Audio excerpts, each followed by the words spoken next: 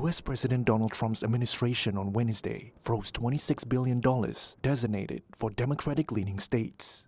That followed through on a threat to use government shutdown to target Democratic priorities. The actions showed Trump intends to exploit the shutdown to target his political opponents and expand control over the $7 trillion budget established by the U.S. Constitution as the domain of Congress. The frozen funds include $18 billion for transit projects in New York, where the top two congressional Democrats are based.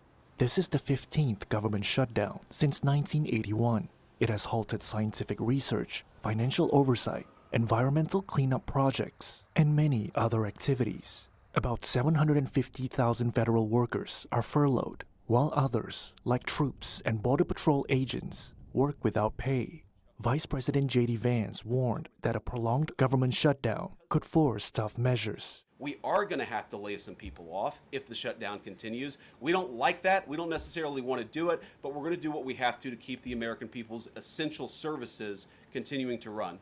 Past shutdowns have not led to permanent layoffs. The political standoff has intensified, with both sides trading blame as they position for the 2026 midterm elections.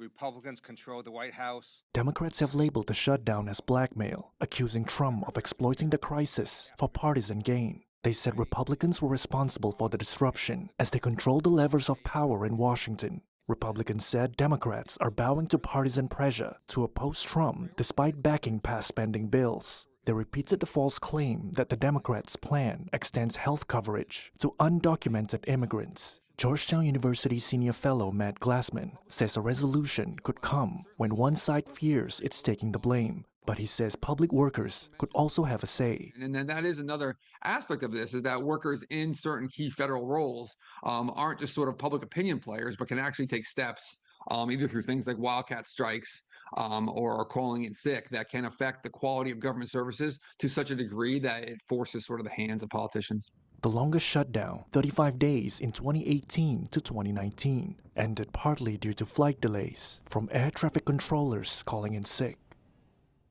The message of political